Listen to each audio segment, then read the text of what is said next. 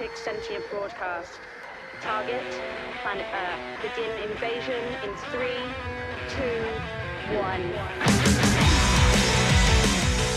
Greetings, invaders. My name is Scott. This is Book Invasion, and my beard is itching. This is what 2020 did to me. Anyway, we'll get into it. This will be a wrap-up of my entire 2020 year in reading, the good, the bad, the ugly, and all the others. Some of these books I already have review videos up, so I'll link them as I talk about them. Others I'll kind of do a mention and tell you a little bit about the book, and hopefully I can get through all of these before my camera battery runs out. So let's get into it. So starting from the bottom, I only have 3-star ratings, 3, 4, and 5-star ratings for all my books. I was probably pretty generous in that aspect of things. But let's start at the bottom of the list with my 3-star ratings. My first 3-star rating I'll talk about is Ready Player 2. Yeah, it wasn't great. I gave it 3 stars. Maybe that was generous of me.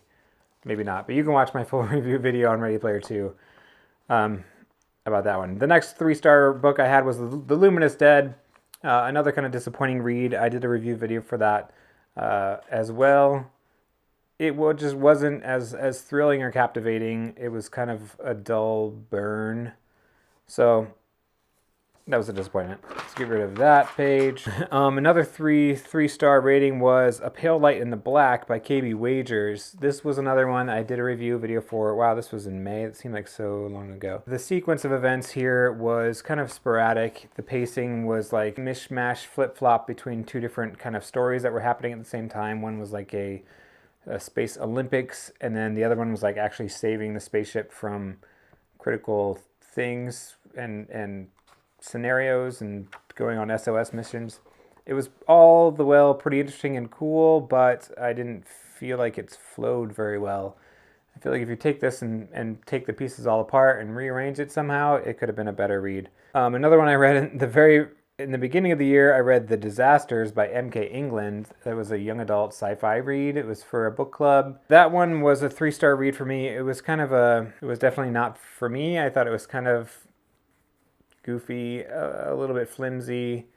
I feel like it played on some tropes a little bit too heavily.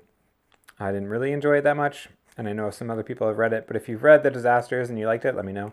Another 3-star book that I read was Fever Dream by Samantha Schweblin. That's kind of like a horror book. It was very weird and vivid and obtuse, I suppose. I don't know. I felt like it didn't captivate me as much. So I gave that one 3 stars. Slaughterhouse-Five by Kurt Vonnegut's. It was good. It was a classic. It was interesting. Vonnegut's writing is definitely something you have to kind of get used to. I enjoyed it for the most part, but I don't think I would want to read it again. One of the 3-star books that I did chuckle at that I liked was Space Force by Jeremy Robinson. This is a very humorous sci-fi book. It is not related to the actual real Space Force. It's kind of a snarky take on a Space Force situation that takes, Halo meets Battle Royale with this cocky, military guy. and it's very sophomoric fart jokes and mom jokes and those kind of things mixed in with these guys who are put in some kind of situation where they have to battle in an arena style shoot 'em up against these aliens who've kind of encapsulated them in this force field that's continually shrieking. It was funny. Like at the end of this, they did an interview with the characters, like as they're real people. It was kind of funny. I like that. So that's Space Force by Jeremy Robinson. So those are all the 3-star books that I'll talk about for now. Let's get into my 4-star books. The first 4-star book I'll talk about is Duckett and Dyer, Dicks for Hire by G.M. Nair. I think I did a review video for this. This was part of a book tour. I really enjoyed the book. It was humorous. Again, another kind of snarky satire book, which are right up my alley. It's about these two friends who kind of started a detective business, and then they eventually end up going in a rift through time in different universes. And they're all the while kind of trying to grasp the realization of their situation, and the worlds they go into have like a giant cheeseburger that's chasing them, and then they have one where they have a Weird Al Yankovic who's not a Weird Al. It's like a normal Al or a white Beyonce. I don't know, it was weird. So that one was entertaining. Another 4-star read I read was Your Favorite Band Cannot Save You by Scott O'Moore. This one I really did enjoy. I like this one a lot because it talks about a music blogger who is surfing on like Bandcamp and those kind of things, which is, I was a music blogger. I surfed on Bandcamp, and I was in that specific situation that this book talks about, when the music bloggers discover this new track by this cool new band, and then they go see them live, and it ends up that it turns into like a horror story where demons are involved. So you'll get that. It's a novella. It's pretty short, but I really like that. I should bump that up to 4.5 stars. Your Favorite Band Cannot Save You was really excellent. I enjoyed that one a little bit more than We Sold Our Souls by Grady Hendrix. It's kind of got the same feel, but this one talked about like the kids from the blogosphere sharing links amongst their friends and then experiencing the music, and something happens to them that they can't explain. I read The Memory Police by Yoko Ogawa. The Memory Police was a really good sci-fi dystopia book about this village where memories disappear, and anything associated with that memory has to be kind of sacrificed or thrown in a river, and you can't speak of it anymore. And the story evolves where there's people who do remember things, and they have to hide out from the memory police, who can take those people who do remember things and, you know, make them go away, quote unquote.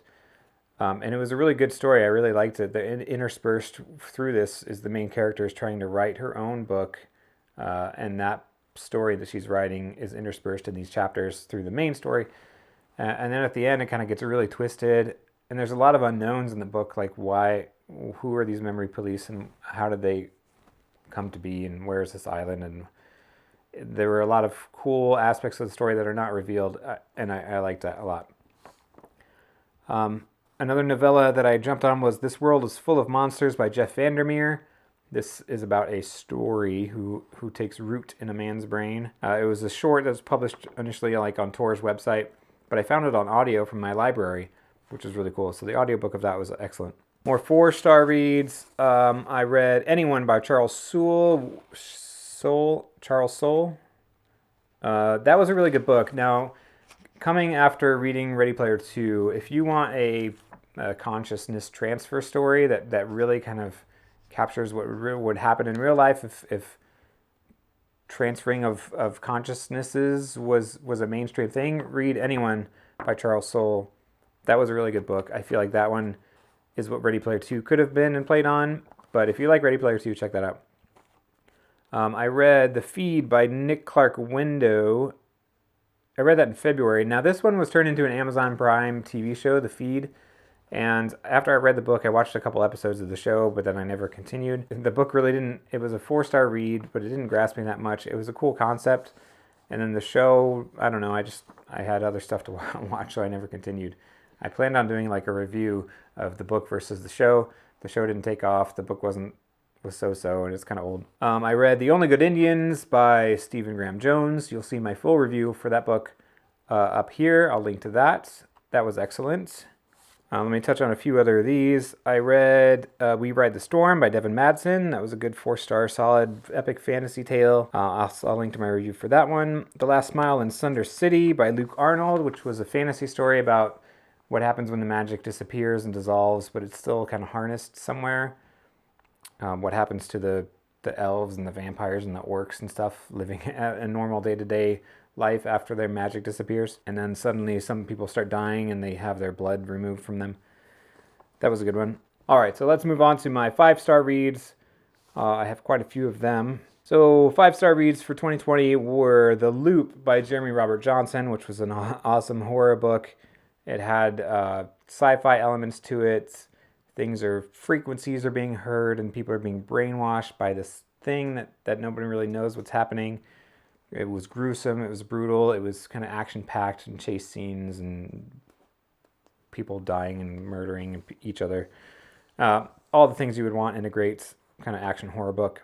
I read the entire Patience of a Dead Man series by Michael Clark. I will do a review video for that. I have it recorded, I just need to edit it.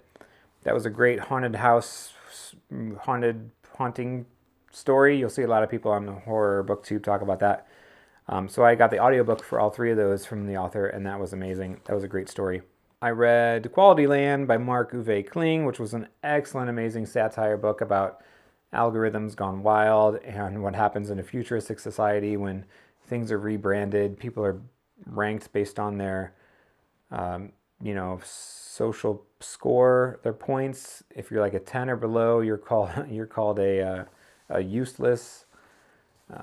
Your surnames are mentioned after your occupation of your parents on your father's side or mother's side. It was all a very cool, interesting take, much like Idiocracy was, and a new spin on it. I really enjoyed Equalityland. I read The Lies of Locke Lamora. That was a 5-star read. I love the characters in that. I kind of love the action snarkiness. I love the villains in there. Were really cool. Fahrenheit 451 was a 5-star read by Ray Bradbury. Velocity Weapon and Chaos Vector by Megan E. O'Keefe were both 5-star reads. This is an amazing new space opera sci-fi series that you have to read if you like The Expanse, if you like Mass Effect. Read Velocity Weapon and Chaos Vector by Megan E. O'Keefe. Those were both amazing. What else? I read 2 indie books that I want to mention as well were The Dark That Dwells by Matt Digman and Ryan Roddy. That was an indie published sci-fi book. I really loved the different POV and the characters that they brought to life in the book. The action of that, the different kind of weapons and the concepts they have for space travel and the planets, the frontier that they mentioned, and kind of the magicness that's kind of floating in the air through the sci-fi world. It was really awesome. I love the blending of those two things. The other one I read was The Jealousy of Jalis by Jesse Nolan Bailey. This was an awesome, dark fantasy about kind of family and retribution and a little bit of a love twist to it, but there's monsters and there's demons and there's possessions and forest rangers and beasts and things like that. The Jealousy of Jalis, I really love that. You should go check it out. It was great. A Song for a New Day by Sarah Pinsker was amazing. 5-star read for me. The Test by Sylvain Nouvelle. Thank you for everyone who recommended that to me. The Test by Sylvain Nouvelle was amazing. I love kind of those dystopian takes where people are put in these extreme situations and they're pressured, but it's all really kind of like a case study from a higher level, and they get data from that. I really like that. That reminded me a lot of Vigilance by Robert Jackson Bennett, I think, that I read last year, another novella about a futuristic society where these extremes are kind of pushed and political views are kind of pushed, all for this, bigger engine to get fuel for its scheme. The other one I read similar to that was Revolver by Michael Patrick Hicks. That and The Test and Vigilance. That was another novella where it's just this extreme situation where the society is moved into a model where, if you're not fit for society, you get to go and be put into a situation where you can take your own life, and you can use that and be put into such a humiliating situation, all to then raise money for your family by ending your life, which is crazy and bizarre. And it was very twisted and almost horrific to think about, but it's also beneficial for us to think about those things and kind of focus on it to make sure we don't get into that situation. Michael Patrick Hicks, there was a foreword on this book too about how the publisher had selected the book. It was really interesting. That was a 5-star read for me. And then the last one I'll talk about is The Hitchhiker's Guide to the Galaxy by Douglas Adams. I finally read this great acclaimed book.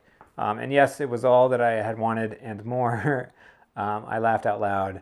I really enjoyed it. I had seen the movie before. I knew what it was about, but I never actually read the text. And the text, narrated by Stephen Fry, really was just an enjoyable thing. I felt at home. I felt warm and cozy, like a big sci-fi hug.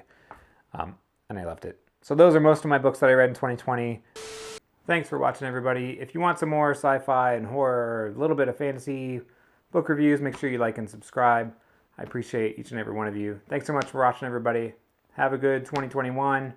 I'll see you next time. Bye-bye.